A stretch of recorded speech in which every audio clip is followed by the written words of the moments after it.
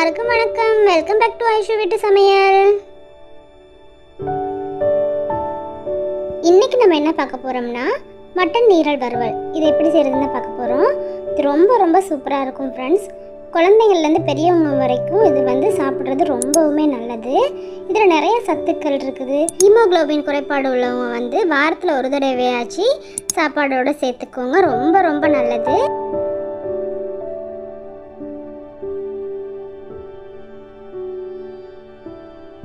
Friends, இந்த வீடியோவை skip பண்ணாமல் பாருங்கள். ஆட்டு ஈரலில் லைட்டாக ஒரு ஸ்மெல் வரும் இல்லையா, அந்த ஸ்மெல் எதுவுமே வராமல் ரொம்ப ரொம்ப டேஸ்ட்டாக எப்படி செய்கிறதுன்னு இந்த வீடியோவில் நான் ஃபுல்லாக சொல்லியிருக்கிறேன். இந்த ஆட்டு ஈரல் சைட் டிஷ் தோசை, சப்பாத்தி, ரொட்டி, அப்புறம் நல்லா சூடான வெள்ளை சாதத்தோடலாம் வச்சு சாப்பிட்றதுக்கு ரொம்ப சூப்பராக இருக்கும். ஃப்ரெண்ட்ஸ், என்னோடய வீடியோ நீங்கள் ஃபஸ்ட் டைம் பார்க்குறீங்களா இருந்தால் சப்ஸ்கிரைப் பண்ணி வச்சுக்கோங்க. மறந்துடாமல் பக்கத்தில் இருக்க பெல் பட்டனையும் கிளிக் பண்ணி வச்சுக்கோங்க. அப்போ தான் நான் போடுற வீடியோஸ் நோட்டிஃபிகேஷனாக வரும். ஃப்ரெண்ட்ஸ், இது வரைக்கும் என்னுடைய சேனலை சப்ஸ்கிரைப் பண்ணி வச்சுருக்க எல்லாருக்குமே ரொம்ப ரொம்ப நன்றி. வாங்க வீடியோக்குள்ளே போகலாம் ஃப்ரெண்ட்ஸ். ஃபர்ஸ்ட்டாக நம்ம செய்ய போகிறது வறுவலுக்கு தேவையான மசாலாகளை வறுத்து அரைச்சிடலாம். அதுக்கு ஃபஸ்ட்டாக நான் 1 டீஸ்பூன் சோம்பு சேர்த்துருக்குறேன். அப்புறம் 1 டீஸ்பூன் ஜீரகம் சேர்க்குறேன். அப்புறம் 2 டீஸ்பூன் மல்லி விதைகள் சேர்த்துக்கோங்க. அப்புறம் 1.5 டீஸ்பூன் மிளகு சேர்க்குறேன். மிளகு நீங்கள் காரத்துக்கு ஏற்ற மாதிரி சேர்த்துக்கோங்க.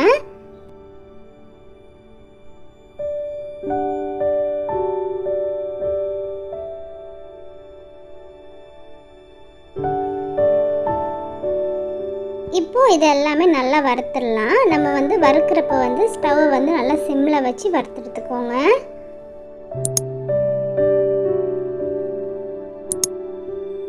இந்த மாதிரி நல்லா வறுத்துக்கோங்க.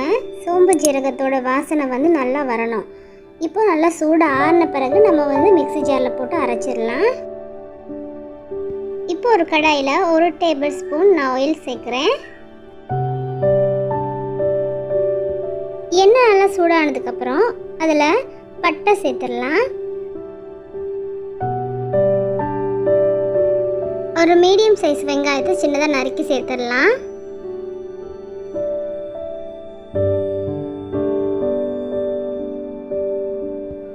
வெங்காயம் நல்லா வதங்கினதுக்கப்புறம் இன்றைக்கி நான் 1/4 கிலோ ஈரல் எடுத்துருக்கிறேன். அதை நல்லா வாஷ் பண்ணிவிட்டு சின்ன சின்னதாக கட் பண்ணி வச்சுருக்கிறேன். அதையுமே சேர்த்துடலாம். இந்த ஈரல் வறுவல் நான் 2 தடவைக்கு குக் பண்ண போகிறேன். அப்போ தான் இந்த ஸ்மெல் நல்லா போகும்.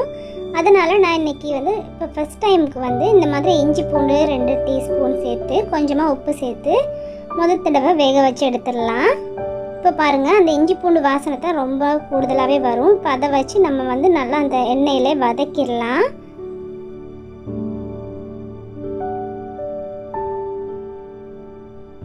இப்போ நம்ம ஈரல் வேக வைக்கிறதுக்காக தண்ணி எதுவுமே சேர்க்க போகிறதில்ல. அந்த இஞ்சி பூண்டு வாசனையிலையும் நம்ம ஈரல்லையும் தண்ணி பிரிஞ்சு வரும். அது வரைக்கும் ஒரு 10 நிமிஷத்துக்கு மூடி போட்டு வேக விட்டுறலாம்.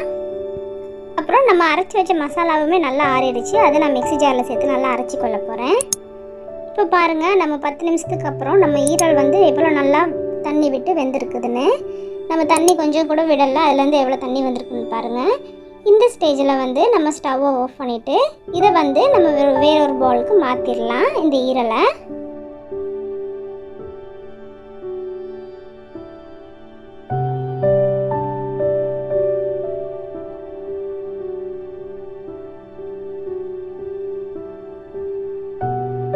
இப்போ அதே கடாயில் 2 டேபிள் ஸ்பூன் ஆயில் சேர்க்குறேன். இஞ்சி பூண்டு பேஸ்ட் 2 டீஸ்பூன் சேர்க்குறேன்.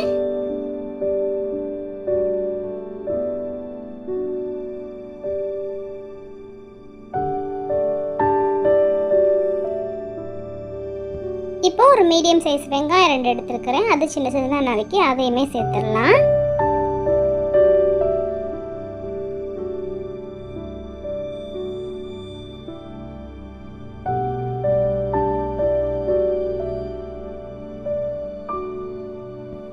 இப்போ இதில் சீக்கிரமாக வெங்காயம் வதங்கிறதுக்காக கொஞ்சமாக உப்பு சேர்க்குறேன்.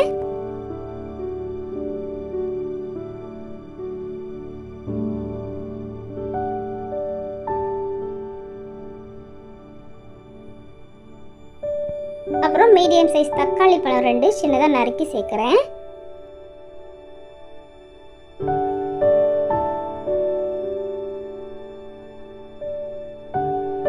தக்காளி சேர்த்ததுக்கப்புறம் தக்காளி வந்து நல்லா அந்த எண்ணெயில் வதங்கி நல்லா மசிஞ்சு வரணும். அது வரைக்கும் நான் வந்து ஒரு 2 நிமிஷத்துக்கு மூடி போட்டு தக்காளியை வேக விட போகிறேன்.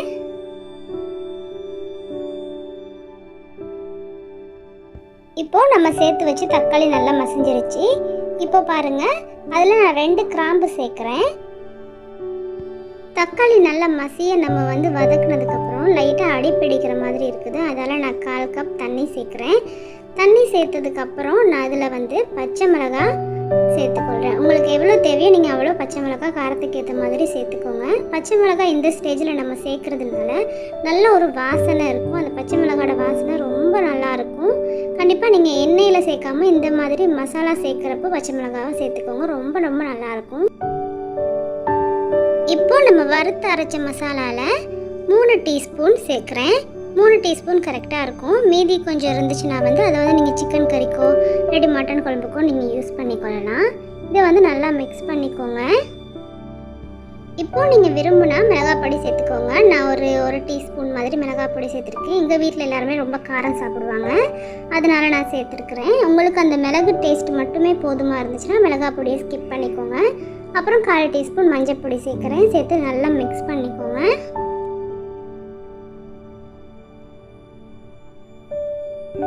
இப்போ இதில் நம்ம வேக வச்சு எடுத்துருந்தோம் இல்லையா ஈரல், அதை சேர்த்துடலாம்.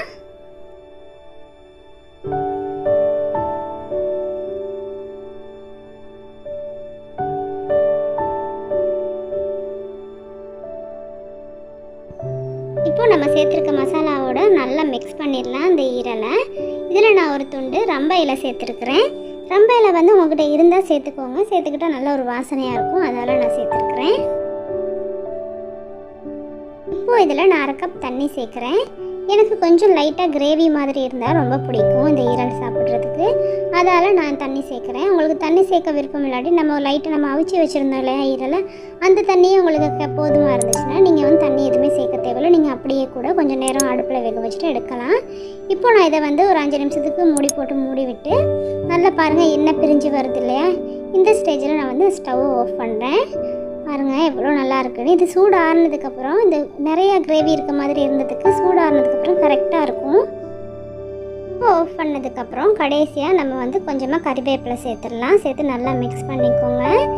இது பார்க்குறதுக்கு நிறைய கிரேவி இருந்ததுக்கு சூடு ஆறுனதுக்கப்புறம் கரெக்டாக வந்துடும்.